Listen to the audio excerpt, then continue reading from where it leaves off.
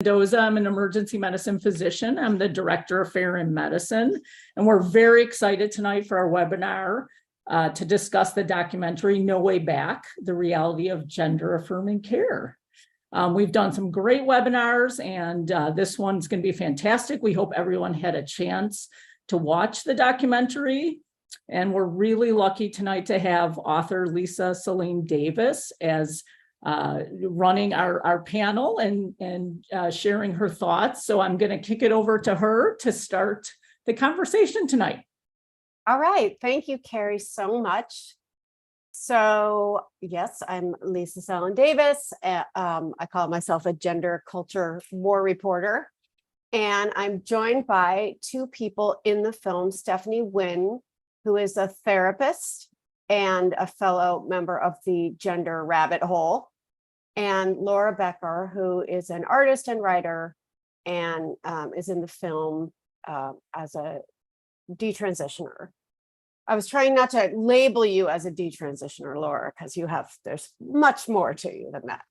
So what we're going to do is just start with a few questions. And I have a bunch of things written down, but the audience can put their questions in the Q&A, and we'll see where it takes us. Stephanie, I wanted to start with you, actually, before we hear a little bit about the origin of the movie. Can you talk a little bit about your own origin story, how you got to the gender rabbit hole briefly? Oh, unmute. Thank you for the reminder. So I completed grad school in 2013. So I've been in the field for 10 years, and it's those same 10 years that we've all seen that exponential growth curve in the number of young people presenting with gender-related distress. So I've sort of been there from the beginning and watched, a trickle sort of turn into an avalanche. And I was always very liberal and always living in very liberal places. So I was one of the first people to hop on board with this training that we were sort of taught is the new model, right? This sort of gender affirming care, which in retrospect, now I don't think of it as a model of psychotherapy at all, because it's pretty antithetical to therapy. In therapy, you ask questions, you take a systemic view, you try to understand that there could be many potential causes for a person's distress, and you try to offer the most minimally invasive care that could help alleviate this distress. But I took at face value this rather counterintuitive notion that a young person knows who they are, and that it's possible to be born in the wrong body, and that really the best course of action for these young people is to proceed with social transition and medical interventions. I took that sort of with an open mind, saying, well, even though this feels counterintuitive, these people must know something I don't know. And I never heard of a detransitioner. This was back in 2017 that I was trained to work with young people this way.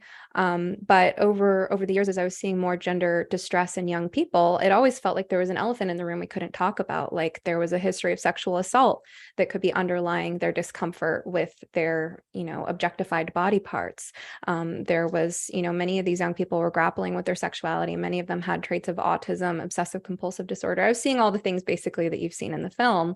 And so in 2020 was the first time I actually heard the term detransitioner. And as soon as I learned that there was another side to this story, that there were young people who had gone through this and regretted it, I decided I immediately had to learn everything I could about it. So I started consuming a lot of detrans stories on YouTube and podcasts, and doing my research. And after sort of quietly doing my research for about a year and a half, I decided that I had to say something. So I joined Twitter, started a blog, started a podcast. The mission of my podcast wasn't solely to focus on this, but it did kind of become that way. And so my story kind of mirrors the story of the producers of the film, who also saw what was going on from the perspective of parents, did their own research, and after a couple of years of doing their research, felt like they had to say something too. Well, that was going to be my second question about the origin story of the film. So I actually just found out that it was really all by parents. I knew that one of the filmmakers was a professional documentarian, but I didn't realize it was a parent-led effort. Can you say a little bit more about how you became involved with the film and how the film came to be? Sure. Well, the producers are hardworking moms who've witnessed young people going through this themselves. And so there's no power like the power of a mama bear who's worried about her offspring, right? And I know this because I talk to these parents every day. They're constantly reaching out to me. Ever since I put myself out there expressing these concerns, these parents have been reaching out to me from around the country, sometimes around the world. And so that's how I got involved in the film, is that these moms were doing their research. And they were looking for voices like you and me, especially therapists, because unfortunately, many parents have been gaslit by therapists and have been told that they are the problem and that their kids would be happy if only they'd go along and simply accept that their daughter is now their son, and that the name that they gave their child lovingly since birth is now this dead name that's not to be uttered. So parents have been horribly mistreated by the counseling profession. So, you know, when the parents who made this film found me, they reached out for me to be a part of it. And Laura, same questions for you. Tell us your gender origin story, as you know, as much as you want to get into it, and then how you came to be involved in the film. I don't want to re-traumatize you during the webinar, but it's all right. I whatever much you want to re-traumatize say. myself every day. No, I'm just kidding. So in terms of my story, I started questioning my gender identity when I was a teenager, when I was around 15, 16. I started socially transitioning, 17, 18, started wearing a binder, changed my pronouns to they, them. And then when I was 18, I came out as a transgender man, a transgender gay man. And at 19, I received cross-sex hormones. I took testosterone for 7 months. And then I received a double mastectomy when I was 20. And I was so distressed from the testosterone that I took a break, so that I would go back on when I became more mentally well. But a couple of years later, when I did become a little more mentally well, I actually detransitioned. So I detransitioned when I was 22. That would have been around 2019.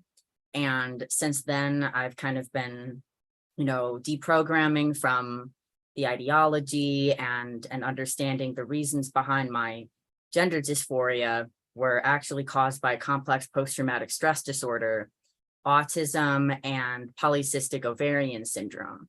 So in the past year or so, I've been, you know, working closely with other detransitioners and speaking to parents, and I'm in the film. And so I've been doing a lot of Q&As, really trying to raise awareness for other trauma survivors, medically, child abuse, all sorts, but specifically through this gender issue, I've been able to have a voice to be able to write and speak on this topic. So you just brought up this issue of etiology, of where did your gender dysphoria come from, which I think both of you can talk about. But Laura, can we start with the role that there's where your gender dysphoria came from in your kind of more in your life and what happened to you, but there's also how you came to understand it as being about gender identity or being fixable via medical intervention. So can you talk about both those things, the sources of the actual sources of your gender dysphoria, and then the role that things like Tumblr and your school GSA played in how you came to interpret that? Right. So there's two different issues here. There's the actual symptoms of the distress, the gender dysphoria, and the mental health issues around that. And then there's the gender ideology, which is what promotes transition and medicalization and trans identity as the cure for those symptoms of distress. In reality, the symptoms of distress, you know, they overlap with a lot of other conditions besides gender dysphoria. So for me, a lot of the sort of the actual distress was caused by childhood abuse, you know, verbal, psychological, and emotional abuse and degradation, which caused a lot of self-hate. It caused rumination, troubles with, you know, accurate self-perception, having an identity issue, feelings of worthlessness, and attachment issues, which resulted in me being attracted to people who are unavailable. And I had a lot of confusion about my attractions to men, especially gay men. That kind of combined with being on the autism spectrum when I was diagnosed at age 11, having autistic traits and having some trouble with social and emotional issues. I had a hard time fitting in with peers. It caused sort of further alienation and loneliness, a deep sense of not being good enough, not fitting in as a girl or a woman. I was a tomboy, and then I also had polycystic ovarian syndrome, which causes irregular menstruation, and that leads to mood dysregulation. And so all of those were the reasons for the distress and why they started, I started fixating on my body and my, relationships to gay men and to other women, feeling, detached from my sex, body dysmorphia. But then in terms of the ideology is the reason that I really believe that trans was the answer to what I was going through. That was the label, that was the diagnosis that I had. And the ideology states that the only cure for gender dysphoria is to transition and take hormones and have surgery. And so I learned about that on Tumblr. And I started on Tumblr around 2011, so pretty early on.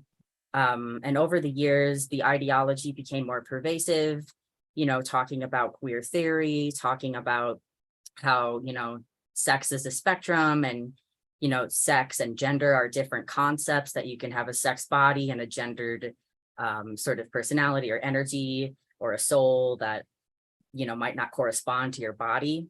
And then that was further reinforced in my high school Gay Straight Alliance Club, where they were all talk about gender identity. And then it became really pervasive in college.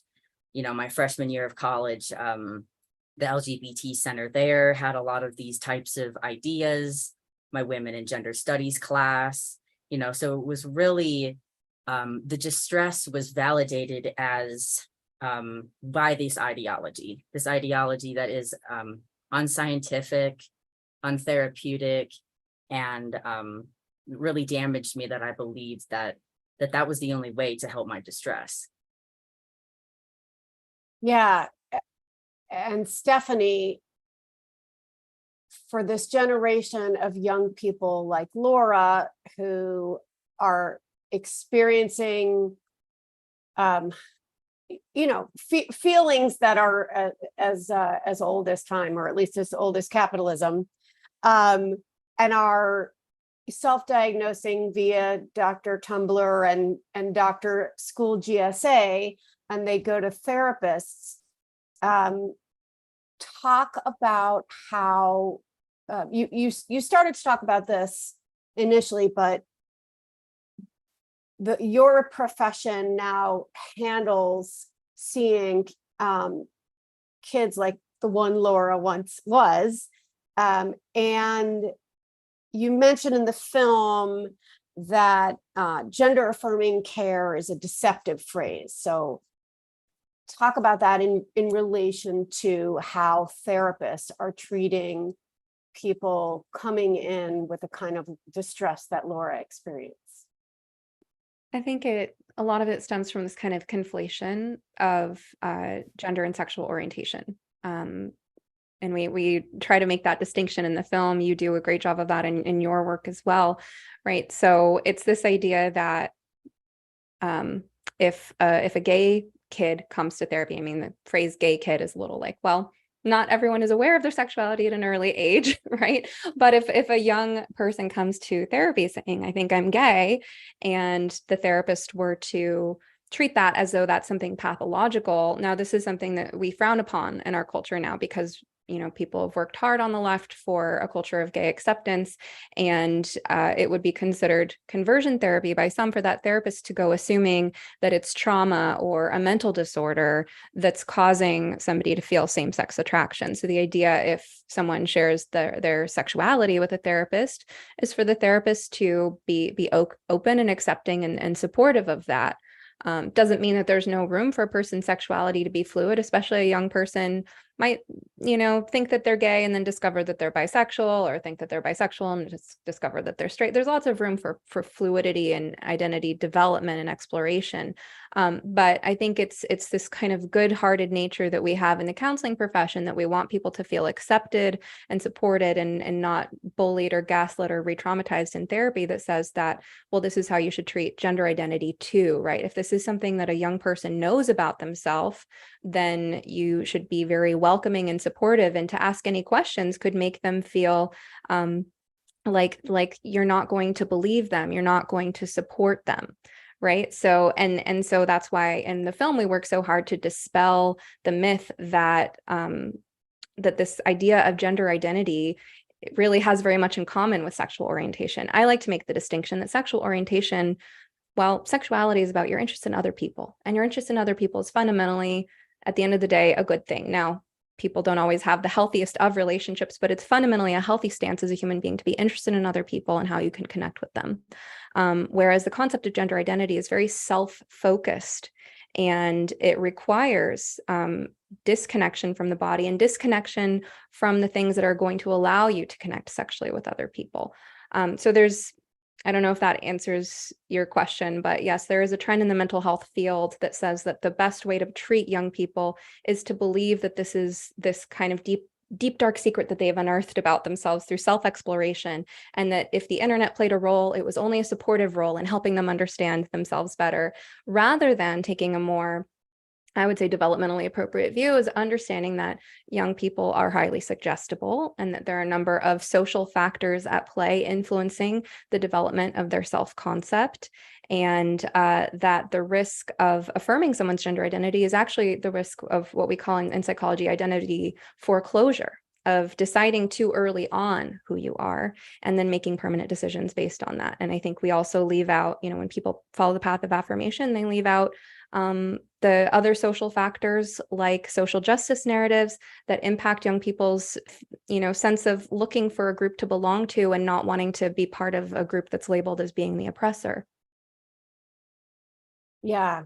And I think also, there's a big conflation of gender dysphoria with transgender identity as if they're the same thing. So once you say, if you have gender dysphoria, then you are trans, then there is no reason to investigate the source of the dysphoria or think about how to manage dysphoria, which is how we would,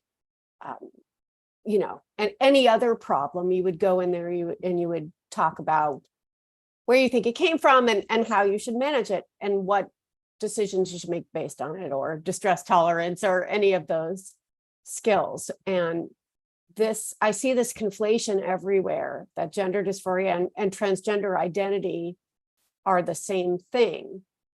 And I know that there are a lot of young people who get diagnosed or self-diagnosed and then feel that their mental illness is an identity. And I think a lot of that, because I think when you want attention or a sense of belonging based on this particular kind of suffering, it's, as a young person, it might be because you don't know that you have something else that you can get attention for. You don't know about your other talents and potentials that you can connect with people on. So it seems like the obsession with identity in general hasn't served young people well. And absolutely, that's why I advise the parents I talk to build up your young people's sense of competence through real skills, activities that get them outside, building, fixing, repairing, making art like Laura does, right? Anything where you are having a meaningful impact and you can feel that your body is this incredible vehicle through which you can make an impact on the world around you. That's where you develop the roots of a true sense of identity that's immune to this identity politics coming in and telling you that you're someone you're not. And you said a key word there, which is distress, right? When you talk about gender dysphoria versus a transgender identity, well, gender dysphoria as a clinical diagnosis, part of what makes it a clinical diagnosis is that there is distress. And so therapists have effectively become handicapped at helping people with that distress. If we have to affirm the identity, if we have to say this is who you are, then we can't say, I see that you're suffering. Let's help you with the suffering. Yeah, I can't imagine there's any other psychological experience that results in, or medical experience that results in or requires affirmation, right? As opposed to exploration or tolerance. And you have a great quote in the film. It's our job to believe in our clients' resilience, even when they don't believe in it themselves. So actually, even though that's Stephanie's wonderful quote, Laura, can you talk a little bit about building resilience? And I know you've said some incredible things that have blown my mind, especially in Ireland, about that. But I'm also curious about the messages you internalized while you were being affirmed and how they affected you. Did it make you less resilient or not? And versus the kind of messages that you've been generating since then. Yeah, resilience is something that I wish we could talk about more in general in the mental health culture. There's a lot of talk these days in the common parlance about being valid, but while addressing that you have an emotion as a real experience is the first step, then what you can do about it is another thing. So the messages that I was internalizing throughout my life were overall, they were abusive, right? So they were extremely degrading, extremely dehumanizing, literally being called worthless and pathetic and disgusting and, good for nothing. And so really extreme, things. And those, really decreased my ability to regulate my emotions, to tolerate stress.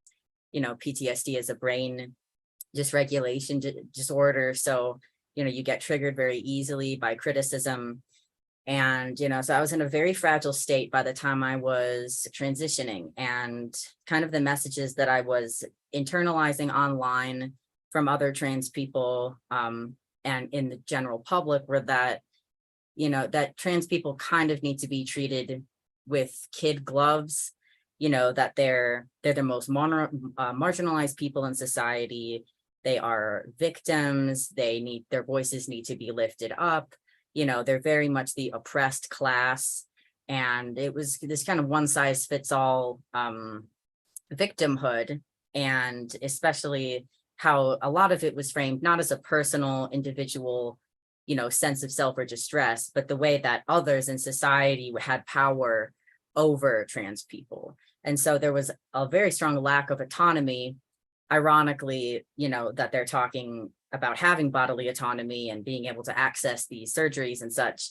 But in terms of emotionally or psychologically, there's almost no talk about accountability of any mentally ill person, including someone with gender dysphoria or a trans identified person, to take responsibility for that, and that taking responsibility actually gives you power.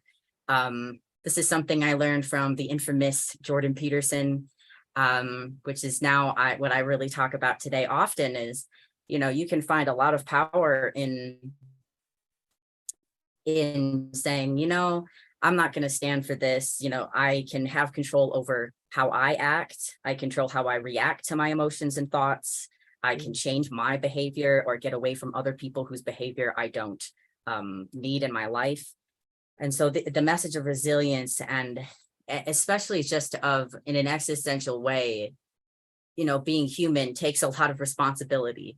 Being male or female takes, a lot of effort, and we need to be resilient. And luckily the human body is very resilient. The human brain is very resilient. Both can re-heal themselves in miraculous ways. And so I think we need to give dysphoric people more power by saying, by describing to them the other side of their feelings of helplessness or hopelessness, that they actually do have power to change their situation in their behavior and not just through surgery. Laura, when when we first talked, I don't know when it was, I think it was like 2 years ago. Yeah. We talked a lot about gender nonconformity and your kind of lack of exposure to it. And you were talking just now about being bullied a lot and being different from, I guess, different enough from other people, other kids that they would bully you.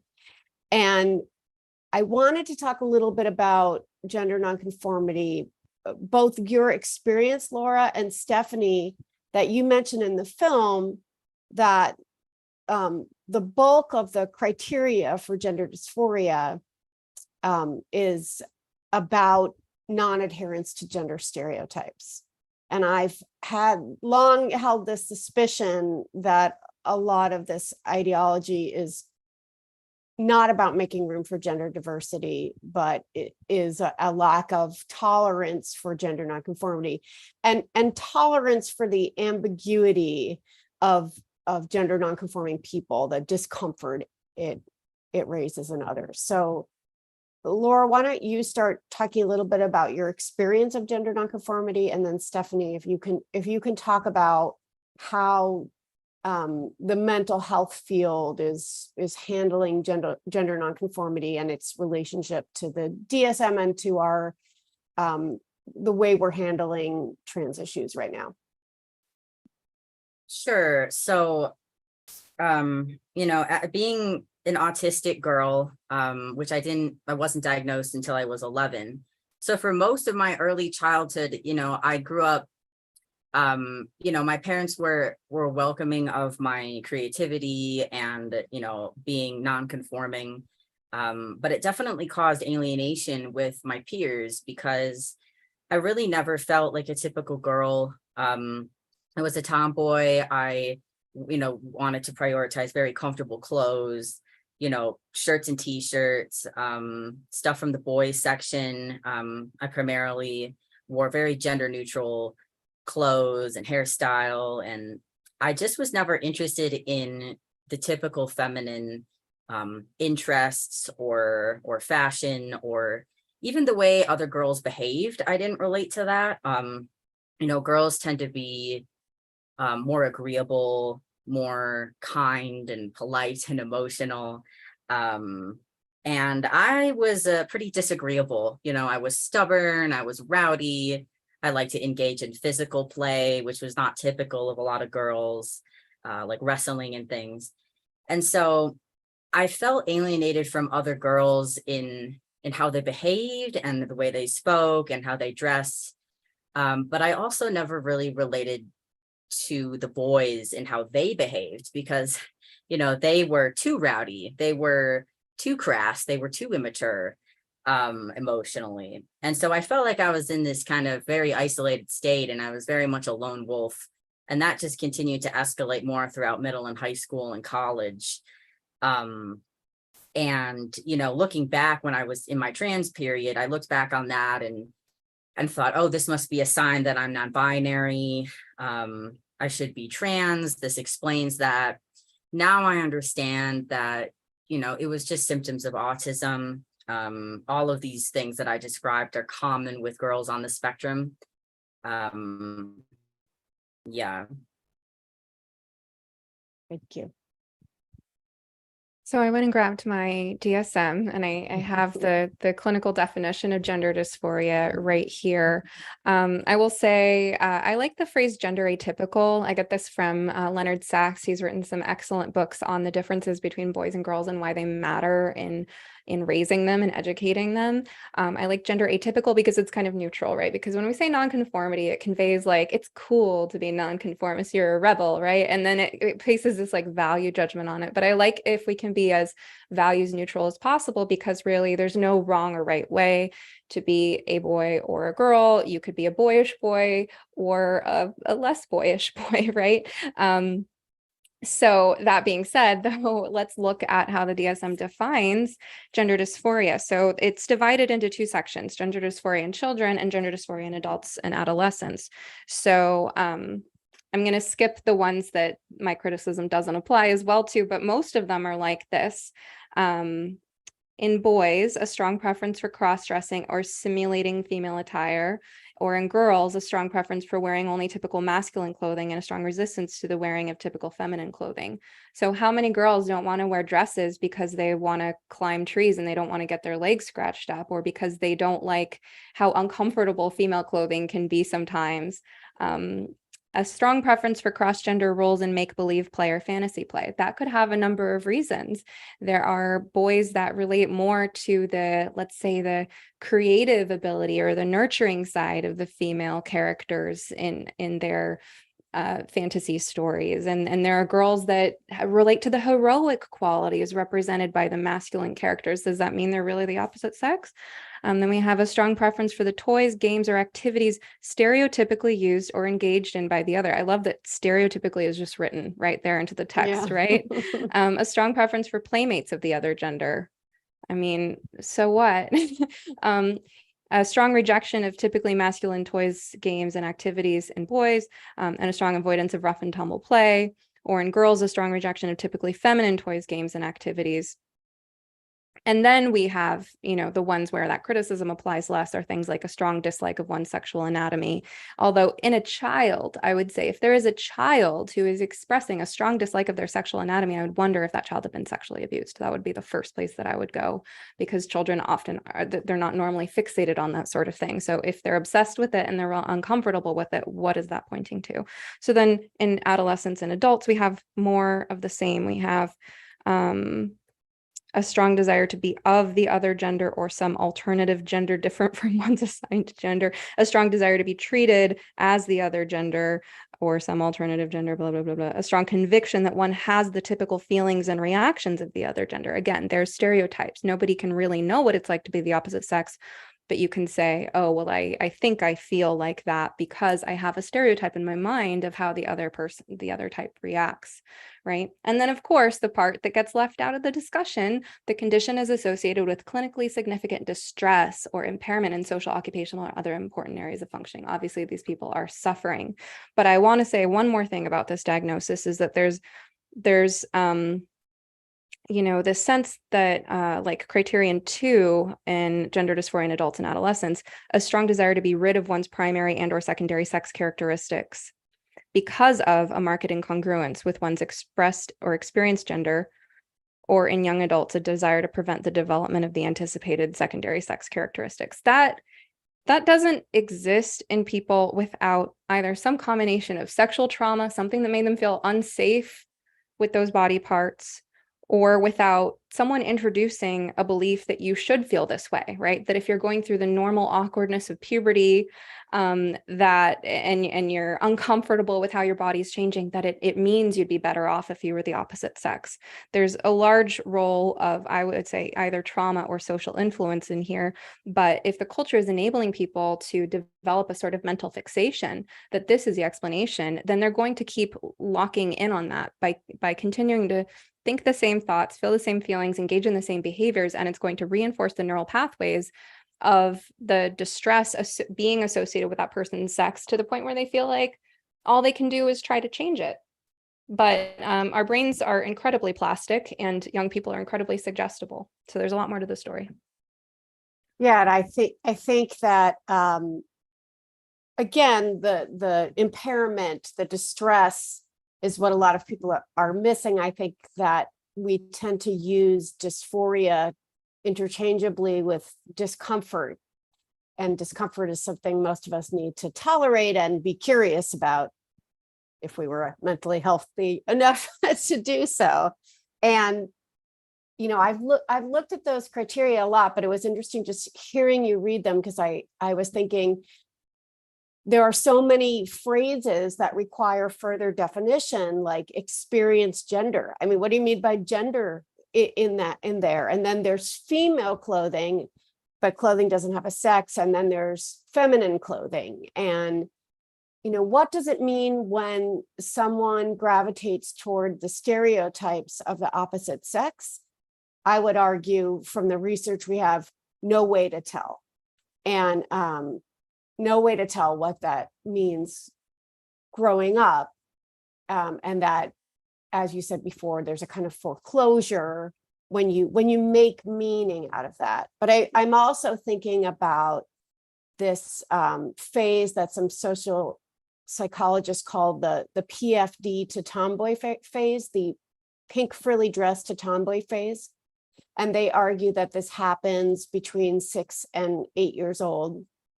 And that girls who have gone hardcore princess for maybe their first 5 or 6 years, around age 6, 7, start saying, I hate pink, I hate dresses. You can ask moms of girls, it's very common. It happened to one of my children and all her friends.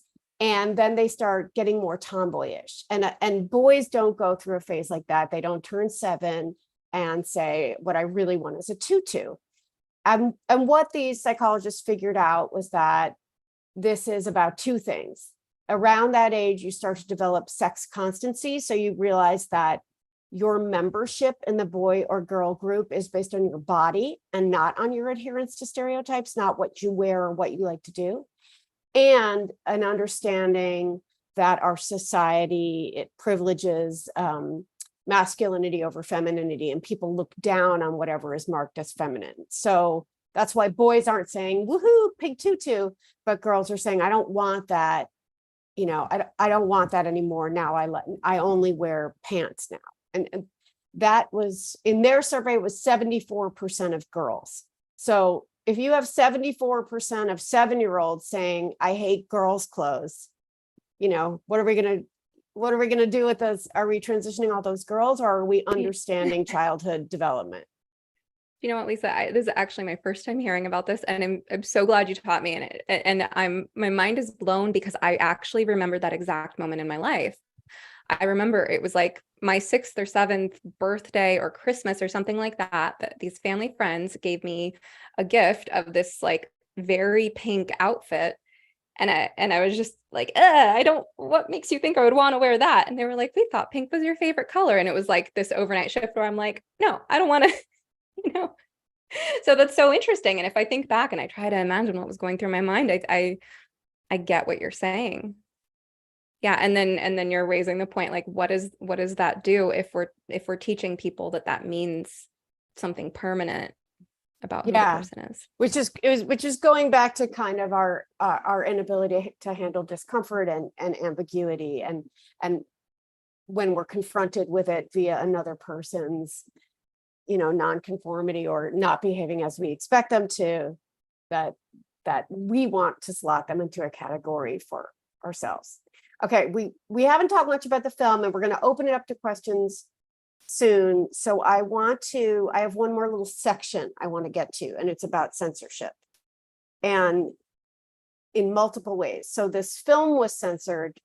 It was taken down from Vimeo, right? And then there was a distribution deal, and it was going to air on, I think it was June 21st. I bought a bunch of tickets. It was going to air at AMC Theaters across the country, and then it got censored there too. So Stephanie, I want you to talk about that, but I also want to hear about censorship in the field. And then Laura, I wanted you to talk about not only the censorship of detransitioners, but the censorship, the tech-based financial censorship that you have just experienced by having Etsy pressure you to take merchandise down, you know, which is part of how you're making your living. And then after that, I promise we'll get to all these questions, but I think censorship is actually a really big part of this story, and it's an important part of the story. Even though the film doesn't deal that much with censorship, the story of the film in the world can't be told without censorship. Absolutely. So the Vimeo story, I'm actually going to count the Vimeo story as a win, because it was taken down after 3 days. There were, you know, something like 20,000 people watched because a bunch of activists pressured Vimeo. But then we pushed back, and Vimeo reviewed our content and concluded it did not violate the guidelines, and it was put back up on Vimeo. So I'm going to count that one as a win as far as culture war and freedom of speech issues go.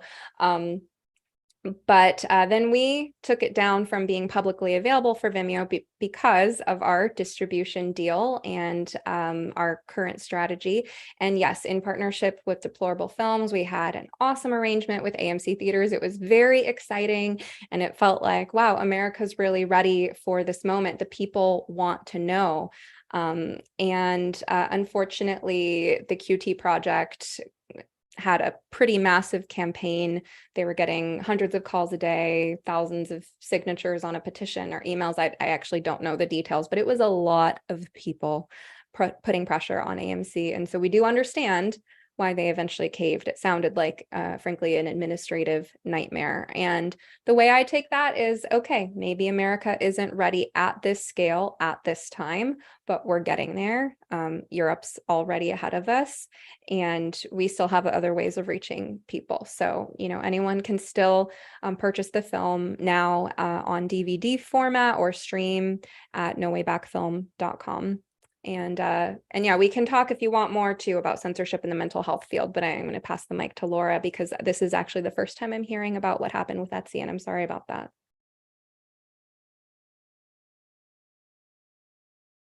Yeah, I'm glad we're bringing this up because this is very fresh. But the censorship of detransitioners that's unfortunately not fresh.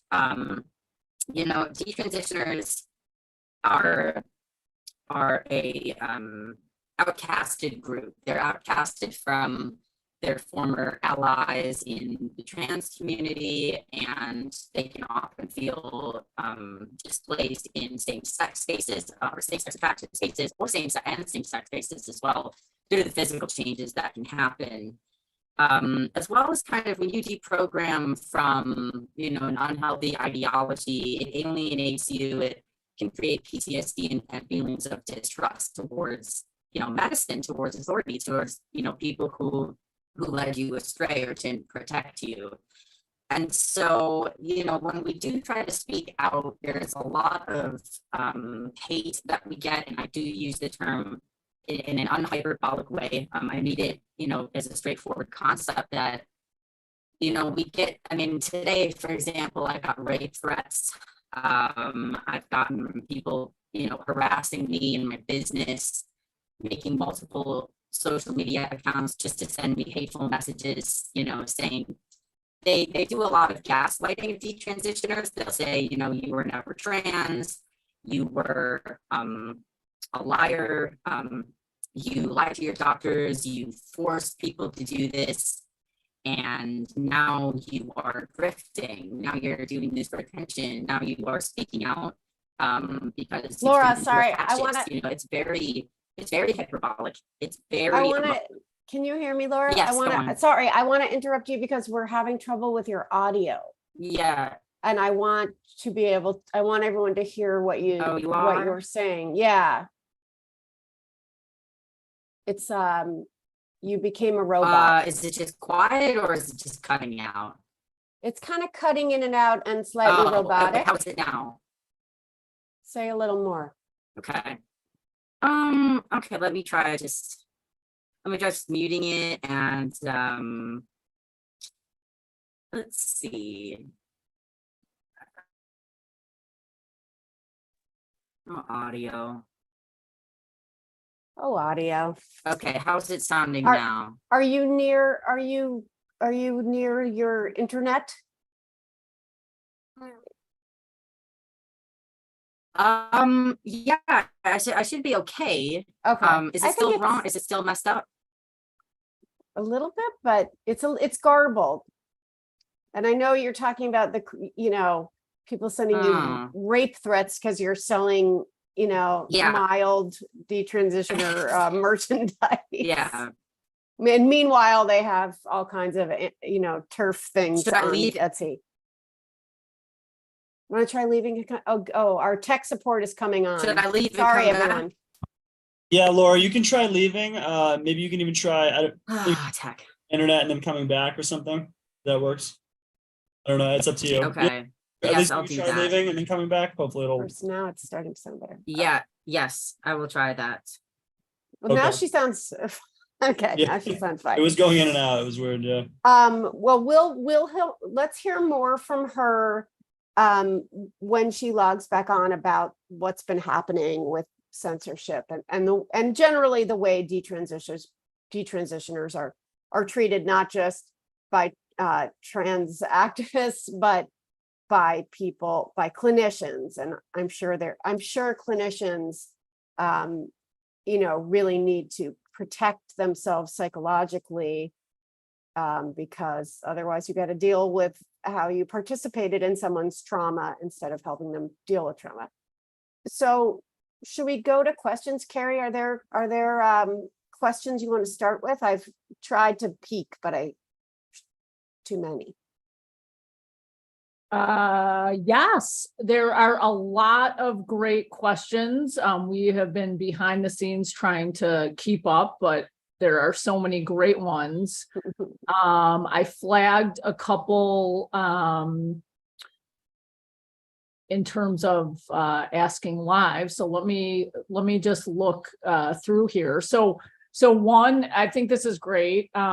This is something for us practicing clinicians come across. So the questioner asks, let's say you have one opportunity to talk to a person who you believe has been medicalized inappropriately. They may be delusional about gender medicine and inculcated in an ideology. They may get angry if you question their gender identity. They may file complaints against you. They may get defensive and act out, but you also believe they need help. What would you say to such a person?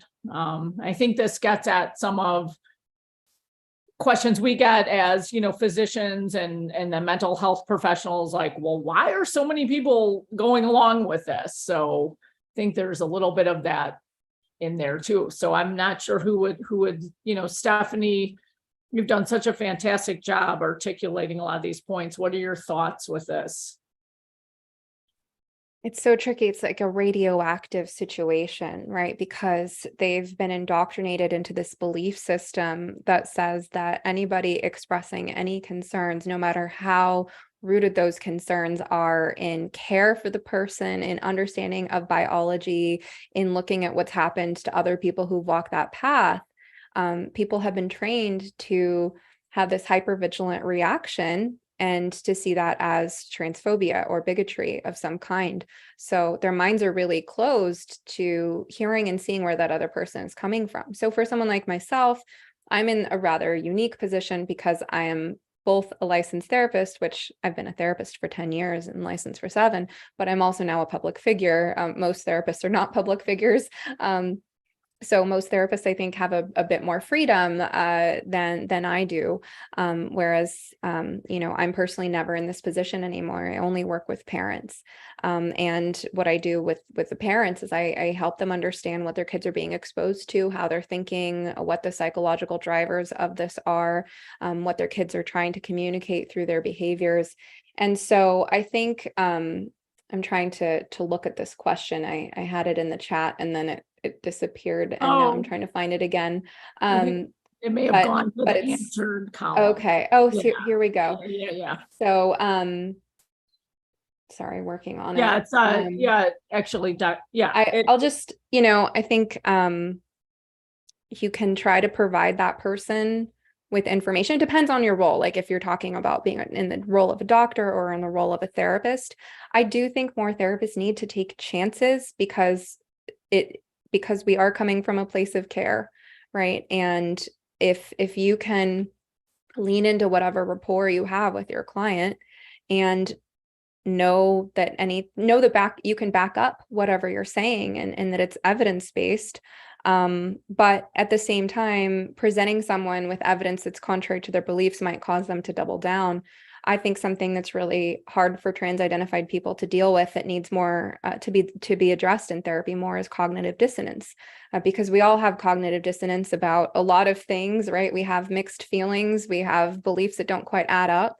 And hopefully we have relatively mature ways of dealing with that cognitive dissonance. But for young, vulnerable people who are wrapped up in this stuff, they have really what we call sort of primitive ways of dealing with that cognitive dissonance, like splitting and projection. So I talk about this a lot with the parents I work with, because it's really easy to get into a dogfight, headbutting argument with your trans-identified kid, and parents can unwittingly play into this dynamic where they become the bad cop, they become the transphobic bigot, and their kids aren't hearing anything they're saying. And as long as their kids can project their own doubt about whether this path is truly right for them onto their parents, then they have someone to fight with, and they don't have to own that there is a part of them that feels that doubt.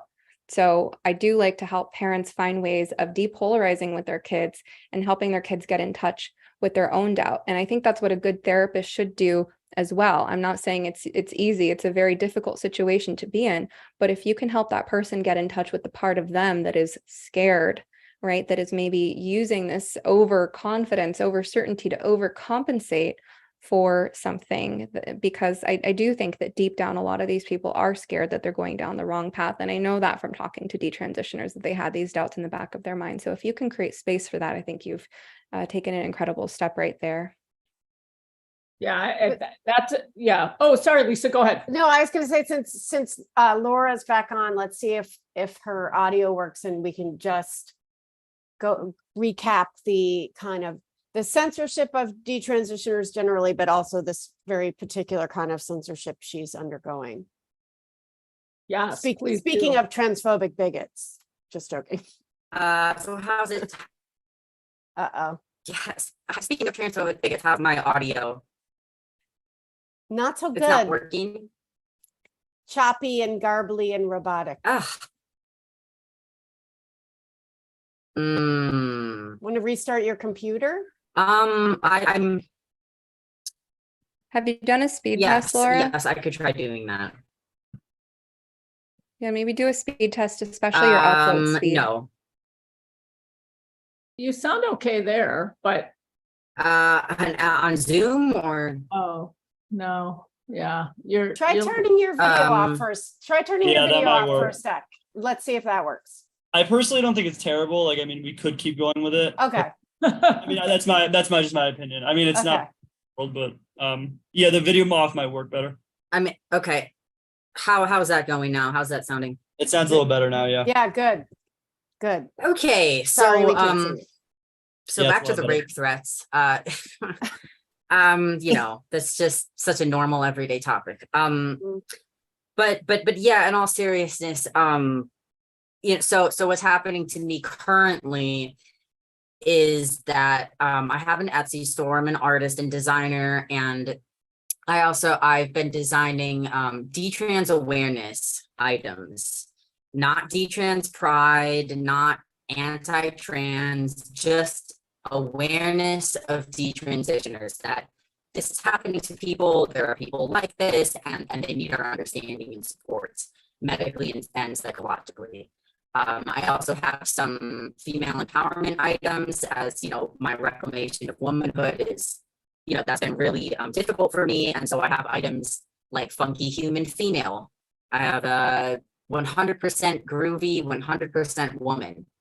And these are the items that have been targeted. I have gotten harassing messages on Etsy from transgender activists, and then my Etsy listings have been taken down. So all of those items that I mentioned, I've received messages from Etsy yesterday and today stating that they've removed these items. They go against their policy on hate and discrimination. And so I've started this kind of boycott Etsy hashtag that's been trending on Twitter today. And, you know, it's a big deal because, you know, detransitioners are not just silenced on Etsy, but they're silenced often in the media. You know, as Lisa, you know, we all know, but Lisa, like, we've been trying to publish stories and on, you know, independent media or left-leaning outlets, and they refuse to talk about it. And so, you know, it's a widespread issue that people don't want to acknowledge that detransitioners exist. And as I was saying earlier, they gaslight detransitioners. They say, you were never really trans, you were lying about being trans, and they'll say sort of flippantly, well, sorry, this didn't work out for you, but now you're making life really hard for actual trans people. And I've gotten messages personally that are like, you're the reason that trans kids cut themselves. Trans people are killing themselves because of you. And to me, I mean, that's not only emotionally abusive, but it's particularly abusive to me because I was a dysphoric kid that was cutting herself. I was suicidal for about 12 years. And I have complex trauma, and so I'm very sympathetic of people who are gender dysphoric. But what I'm not sympathetic against are people who censor free speech of any kind, especially as something as innocuous as just detransitioners exist, so that's what I'm currently dealing with. And I know every other detransitioner who speaks about this, it gets flooded with the same type of messages. And that's why there's only so few of us who have been willing to be very public, because it's just a constant stream of gaslighting and manipulation and verbal abuse.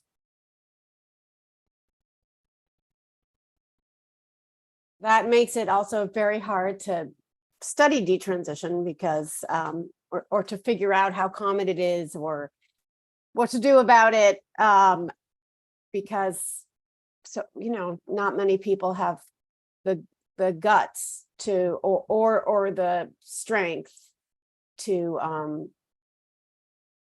well, I don't want to make it seem like people who aren't coming forward are failing somehow. I mean, some people know their limits and it's too much, and it is too much. It should be too much for any human being. But I guess that underscores your strength and courage, Laura.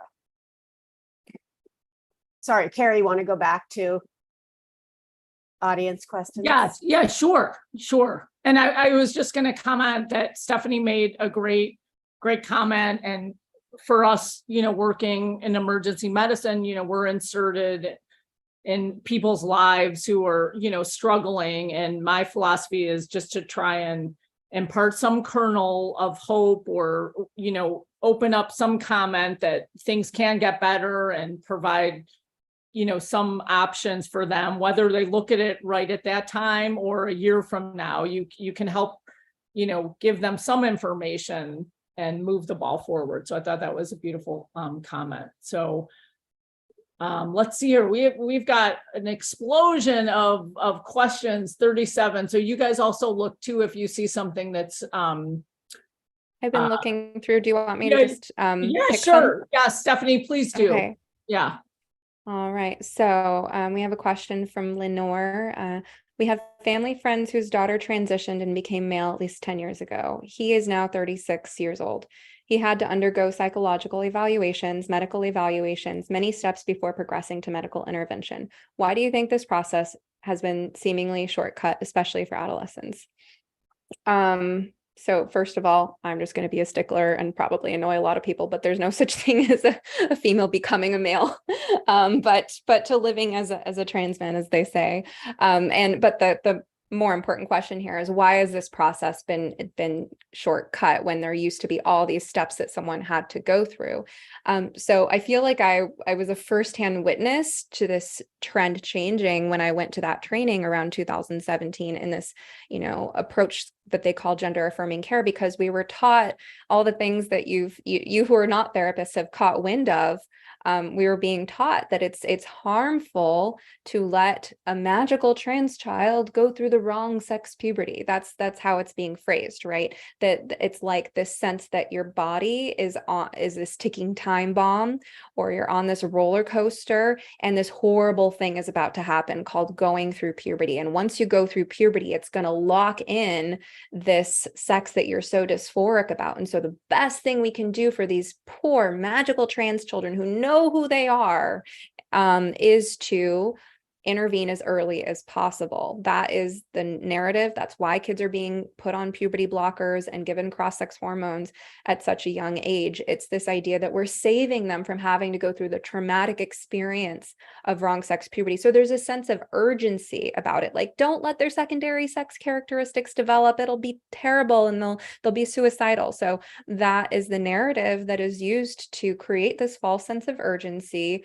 And really it's the exact opposite of the truth, because the truth is that the solution to gender dysphoria for most people is going through puberty. It's coming out the other side of this intensely transformational time and coming to terms with who you are and becoming ultimately a well-adjusted adult. So just tell me when you want me to take another question from the Q&A. Yeah, well, why don't you guys keep scanning? And I know there are some questions in here just about, the pharmaceuticals and off-label use, and how did that really, how is that sort of discussed, and why is something that's off-label and then basically, extrapolated from, precocious puberty to basically, no pun intended or pun intended, on steroids, and scaled up to such a degree. What are your thoughts on these off-label uses of the hormones, and why is it happening? Sorry, was that for Yeah, me? that was a question for you, Stephanie, and Laura, if you can, and then Lisa. I was only half listening because I was looking at the Oh, I question. know. Sorry. I'll say something about it. Yes, Go ahead. please About, do.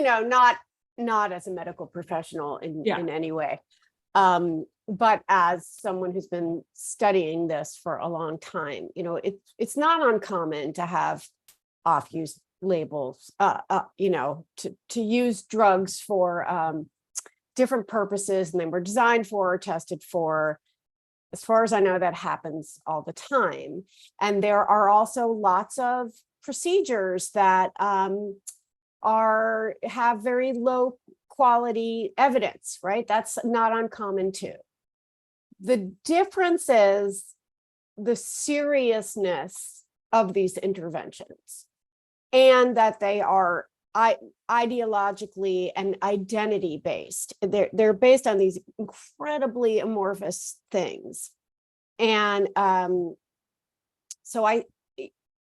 they're also based on treating puberty as an aesthetic choice. And I truly believe that a lot of children today, especially because of the books they read about, I had a girl's brain in a boy's body, and so now I'm a girl, and then I'm going to go through a girl puberty, and they really believe that. They believe they can choose which sex they're going to be, and that there is a thing, as Stephanie said, called the wrong puberty, as opposed to your natural puberty. And treating puberty like an aesthetic choice obscures the entire process, which is the maturation of the body, obviously for reproductive purposes, but it turns out the whole thing is maturing. And so a puberty blocker is not just delaying, it's not just about secondary sex characteristics, it's your entire endocrine system, it's your brain. So it's, yes, off-use label of the drugs, but more importantly, a kind of off-use label of medicine. It's like that's not how it works. And we don't have such severe interventions because of a kind of personal discomfort based on a very amorphous definition of a thing called gender, or a thing called gender identity that we don't really know what it is. I think that's very important. And we also don't have massive marketing campaigns of these ideas. So to children. So for instance, the people who say it's about bodily autonomy and compare it to abortion. Well, we don't read books to 4-year-olds about abortion. And I had abortion and I felt great and I was myself again, So none of this can be divorced from the marketing campaign embedded in almost every institution in America. And each thing we bring up is just one tiny piece of that. And what it all comes down to is whether or not there are some kids that are happy or find it worth it, or 10, 12 years later, the reality is that policy is made on via cost benefit analysis. And Laura's experience is the cost, and it's a very high cost. It is permanent cost. And we have to treat that. And I just, as I was rambling, I was thinking about, Stephanie brings up in the film, placebo effect. And a lot of times the placebo effect of blockers or hormones, and most of the research is very short term. And so if you have been marketed the idea that there's this drug, however it was, whatever it was designed or FDA approved for, and it is going to vastly improve your life, a year later, you might still be thinking like, yes, especially because of the kind of boosts of cross-sex hormones. Estrogens may have a calming effect, testosterone might have an antidepressive effect. So we don't have good research. We don't know how much is, we don't know what that feeling turns into later, just because you feel good after a year of being on cross-sex hormones.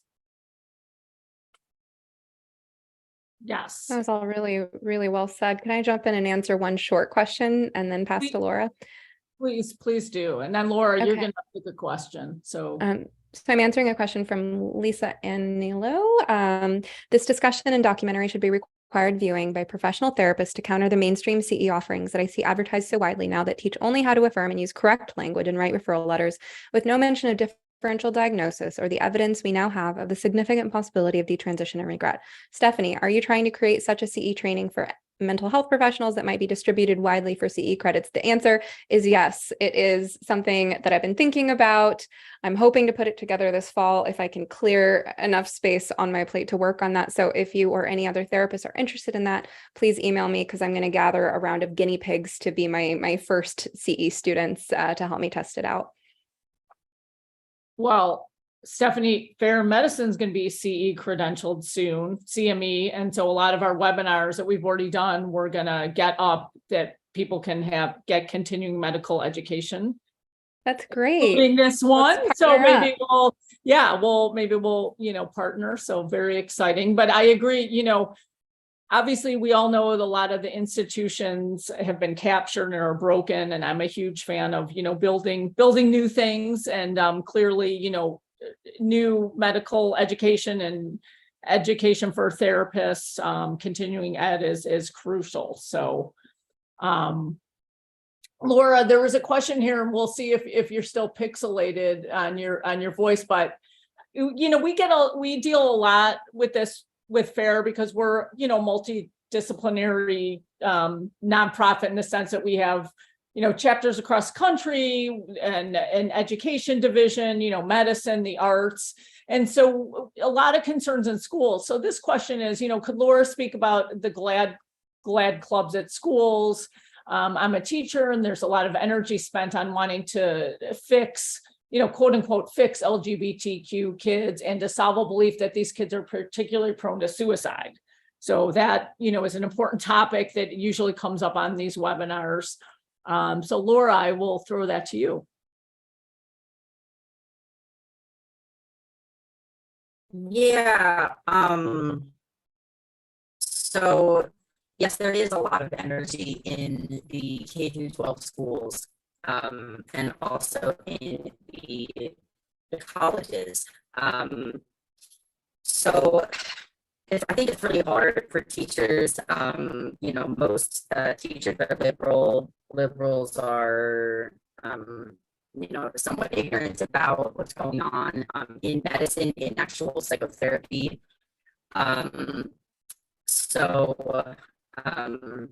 Basically what I experienced was, this was back, again, sort of before the huge rush of trans identified youth. And I want to turn my camera off. Okay, I can do that. My voice is harsh, it says. Okay, so yeah, so again, this was before it was sort of the LGBT club. It was actually called the Gay Straight Alliance Club. And that's a more old-fashioned term, right? Because originally it was more so focused on gay and lesbian acceptance. So we can see even in language how it's used today in most schools is the change from the emphasis on gay liberation and equality to trans and queer gender ideology, which again is very unscientific. It can be very abstract. It can even be spiritual. And so I don't think that ideology has a place in schools as more than just a theory. But unfortunately, this is the dominant narrative. So when I was in the Gay Straight Alliance, it had a little more basis in the sexuality, where, a lot of the kids were just gay, lesbian, or bisexual. It was kind of, a supportive place. I, was fairly antisocial in school, so I didn't go that often. I also did feel that even then, there was this language, and I've always been very against that. And so, in sort of that more social justice atmosphere, free thought and free speech is shut down. And I imagine that it's just even worse today in the current climate. And this is even in school where we should be having discussions facilitated, but often there's no room for dissenting opinion. So if, my advice to parents would be, don't allow your kid to attend that club. Try to inform them that, they typically try to censor ideas, and it's ironically hard to be an individual in a lot of those spaces. But yeah, we talked about the genderbread person, and this was, back in, 2015, 2014, that we were talking about the genderbread person, that sex and gender are different, that your gender identity is different from your sex at birth. And, the genderbread person has this scale, of the spectrum where it's like, this hyper feminine stereotype on one end, this hyper masculine stereotype on the other end. And so it's really not scientific. It doesn't take into account any other comorbidities or autism or anything. And so this is what was being taught, and this was even before the big push. So the material that they teach now, I mean, they're in schools, as many of us are aware of, they do teach about much more adult themes. As I've said, this queer theory is an academic theory. It belongs in with adults discussing and critiquing critically. But now they're trying to filter in these adult concepts with sexuality, adult sex acts, and so yeah, I would advise parents to keep their kids out of that club. They also sometimes call it the equality club, the diversity club. There's a lot of euphemisms.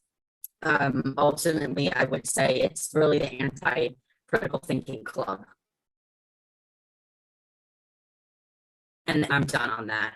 Oh, yeah, no, thanks, Laura. And I think, it FAIR and other organizations too have, really helped parents understand how they can opt out. As we're entering another school year coming up, different toolkits, raising awareness. But yeah, thank you. I think a lot of parents, try to understand, try to give feedback, but are kind of hit with a roadblock. And then, like you were saying, are in lots of questions here, basically called names and gaslit. So thank you for sharing that. There's one question here from an anonymous attendee that says, I often hear detransitioners talk about having multiple comorbidities pre-transition. I'm a transsexual without comorbidities, and I know many more transsexuals without comorbidities. We're less visible primarily because we're not on social media platforms. I think our invisibility creates a gap in knowledge and healthy, well-adjusted transsexuals. What do Stephanie and Laura think about this idea? I think that, there's a diversity in the transsexual community, and and there are many folks who are happy. And why is it that, you know, those voices aren't heard? Stephanie, I will throw that to you. Well, I'll pass on that one. There's so many other questions I want to get to, so I'll let that one go. Okay. Maybe Lisa, you could just comment briefly on that, because I know you do so much work, you know, through your authorship and podcasting, just, you know, about the transsexual community and folks who are well-adjusted and happy.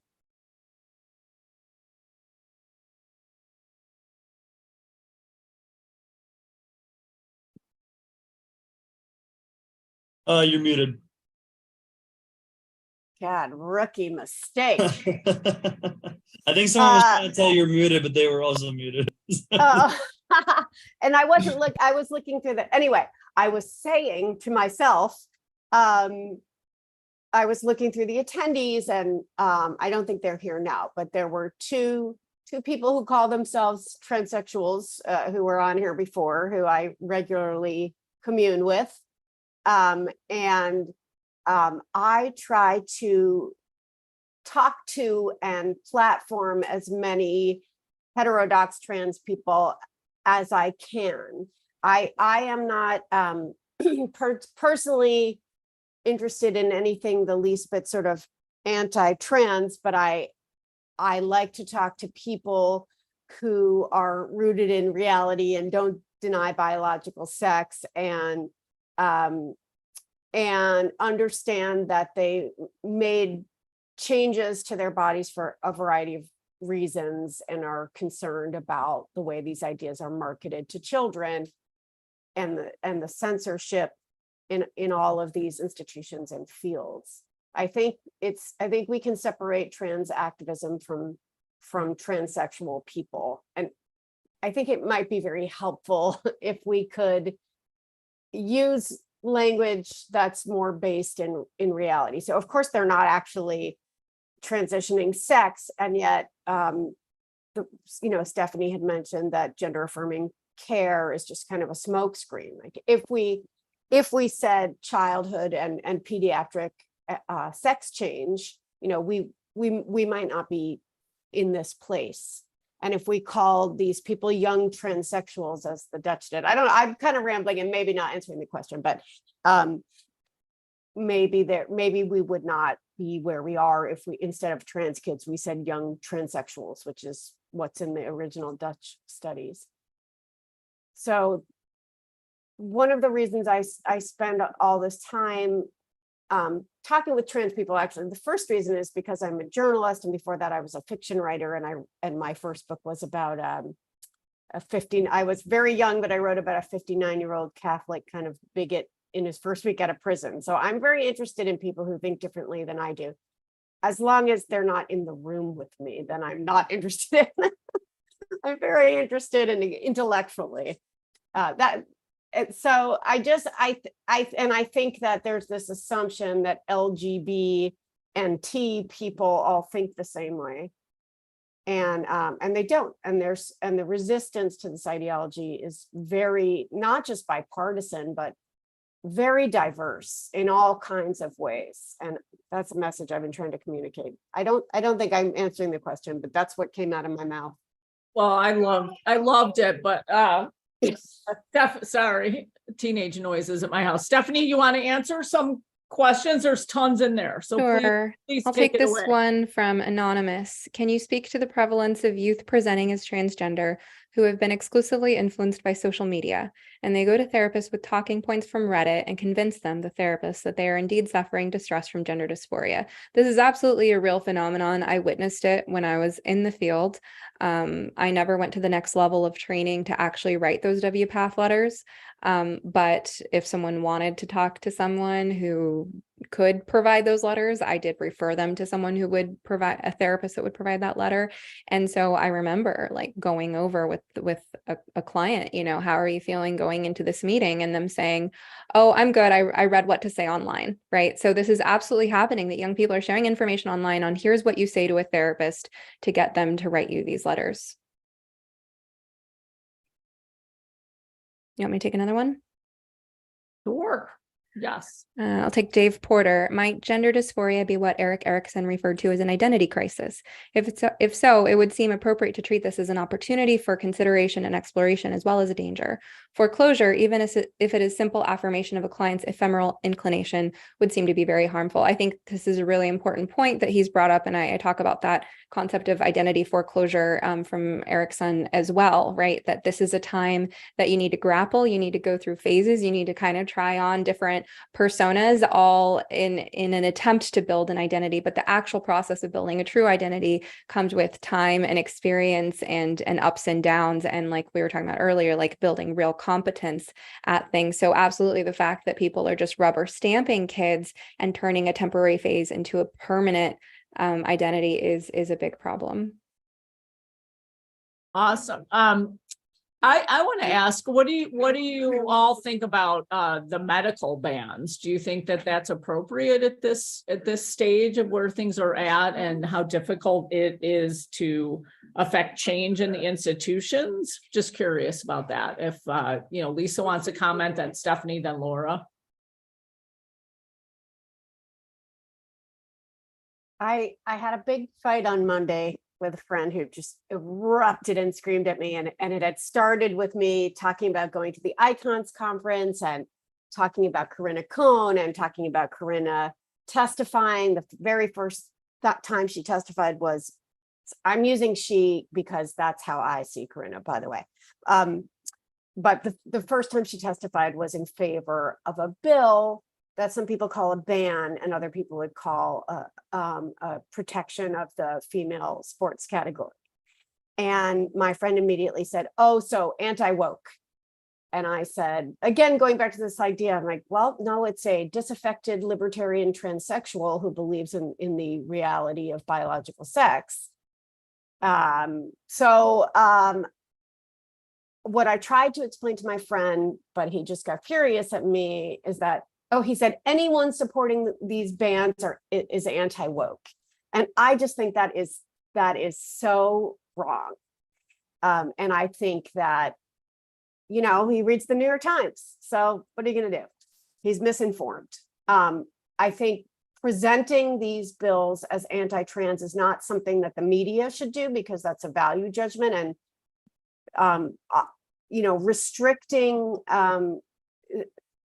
pediatric and adolescent sex change, let's say, that's not crazy. But obviously, the medical community should be handling the reform, and the mental health community should be handling the reform of the affirmation only model of therapy, and educators should be handling the reform of what gets taught either in sex ed or just woven into your everyday humanities class, where my daughter had a class on non-binary superheroes. But no one's doing that. No one's doing that, and people are getting hurt. Those institutions are not doing that. So what should we do? The bans are really faulty because they immediately get challenged in court. And as we've seen, some judges will say things like, gender identity is real, and and we need to support trans kids. And the judges will follow what the medical associations say.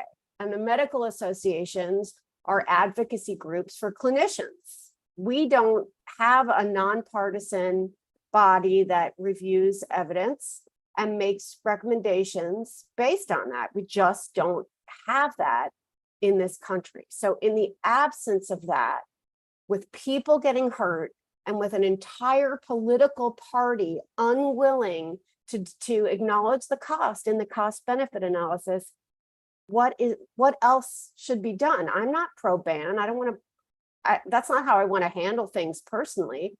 I don't want the government to tell me what kind of medical interventions I can have. Although I guess it's really more, what if I want I would like the fat vacuumed out of my legs and for my insurance to cover it because it'll make me feel better. But they don't do that. They don't approve liposuction because it will improve my mental health. So it's not banned, but it's not approved. That ramble is what's the other way? What's the other path to reform in this deeply polarized country in which there is no organization solely dedicated to patients' rights and providing evidence-based healthcare? I'd love anyone to answer that question. What's the alternative? Yeah, Laura, maybe the storm has passed and your audio might be better. Do you wanna, what are your thoughts on the legislative actions that are sweeping the country, either, ban versus sanctuary? Curious. Yeah, that's it. Yeah, I definitely have a lot of thoughts on that. So, I have a lot of, I'm friends with the detransitioners like Chloe Cole, Prisha Mosley, these sorts of people who have testified in favor of bills that provide safeguarding measures, or bills that uphold states' rights to provide safeguarding measures, or to not have, state governmental insurance like Medicaid pay for transition procedures. And so I am in favor of those types of legal actions. I am in favor of bills which prohibit medical transition for minors. I am in favor of safeguarding, and there are certain states that are anti-therapy. And so I'm in favor of, legal reform, which would allow, which would to make it not illegal for therapists to discuss different options with their clients. But there are states that currently call that conversion therapy, if you even mention that it might be about something else or multiple things at once. And so in my view, I am against prohibiting medicalization for minors because it is permanent. And, puberty suppressing hormones, cross-sex hormones, and certainly surgery, those are all permanent medical interventions. And I don't feel that minors who don't have brain development or life experience can make those types of permanent medical decisions. And as for adults, I think that's trickier because we want to have a balance of safeguarding patients, including adults. I was 19 and 20, for example, when I was doing this, but I was still very immature. I had developmental trauma. I have autism, developmental delays. And so I think that under 21, these procedures should be banned. I think 21 is a good age of majority that is already codified into law for many other things for adults. However, I think that we should revert back to the more traditional and scientific methods of actually going about people transitioning, because in the past there used to be a lot more safeguarding. And as someone brought up earlier in the chat, the person who said that they're a transsexual and they know more transsexuals that don't have comorbidities than they know who do. I wanted to say the reason for that is because they used to do differential diagnosis, which meant that they would actually rule out the comorbidities. They would not allow individuals who were still actively suffering with other issues to undergo medicalization, and they would be ruled as a non-appropriate candidate. That's why there are so few transsexuals versus today, where there are none of those guidelines. Wow, those are excellent points. Thank you so much. We're a little bit over, but I want to hear from Stephanie what you think about the legislative efforts, pro and con across the country. Sure. I've been trying to answer any questions that I can by typing in the chat. So I think Lisa made an important distinction between bans and insurance coverage, right? That you don't want the government telling you can't get liposuction if that is something you want to do to your body. But at the same time, why should taxpayers pay for it? Why should people who are paying into health insurance plans cover it? And that is how we treat cosmetic procedures, right? Now, these are cosmetic procedures that can also be more harmful than a lot of other cosmetic procedures. So that raises the question of the physician's responsibility. But I think it's so important that you brought up the insurance piece, because there is this big push in states like mine here in Oregon to get insurance to cover all manner of things in the name of so-called gender-affirming care. Many procedures that would ordinarily be considered cosmetic, insurance and Medicaid as well. And that raises ethical concerns. It raises concerns it raises financial concerns. What are going to be the long-term costs to, public taxpayer money, the long-term costs to people who are paying into health insurance plans? I'm self-employed, so I pay 100% of my health insurance premium. And I know my costs are only going to go up as things are being done to people that are just going to require more revisions and then more medical treatments for the complication. So it's very expensive. And then there's, the harm. Like, what is the role of a doctor? A doctor is supposed to do no harm and treat illness. So tactically, will bans be successful? I think without a cultural shift, they're often going to be unsuccessful or provoke a backlash. But I think laws about insurance coverage, there is a big fight going on in this country right now. And I know that some insurance companies are in hot water because they're feeling pressure from both sides, because on the one hand, they know the risks and harms of these things. And on the other hand, they have people demanding coverage and threatening to sue if they don't. Well, I'll answer whatever else I can in the chat before we close. Yeah, no, it's very complicated. You all raise great points, and we want to point out also the cohort of young people, detransitioners, who also have complications and issues and are being ignored in terms of insurance coverage, is also an important element I think is left out. But Lisa, since you're really our moderator panelist, I'm going to throw it back to you to maybe just do a little close. See if anyone wants to, say a few comments and to close it out. I know I'll just say I'm very thankful and grateful to everyone here, and we are so happy at FAIR that we're able to offer the documentary, which is just fantastic, and we want to continue to help bring it to people. As it's very, very well done and very, very important. We like to just have the conversations, get people together to talk about these issues so we can work towards the best healthcare and decrease, acrimony.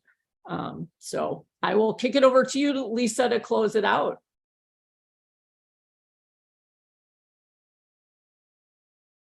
I will unmute. Carrie, thank you so much. Thank you to FAIR and FAIR in Medicine. We had a silly number of emails to make this happen. And thank you so much, Stephanie and Laura, for participating. And I want to say that I'm glad FAIR still exists, and that Carrie does an amazing job at FAIR in Medicine, and is very brave and unafraid, and this allows people of different perspectives to come together. And I think that that's really important for reform, and this industry is in desperate need. The gender industry is in desperate need of reform. And Vera is putting, she's putting it for us, but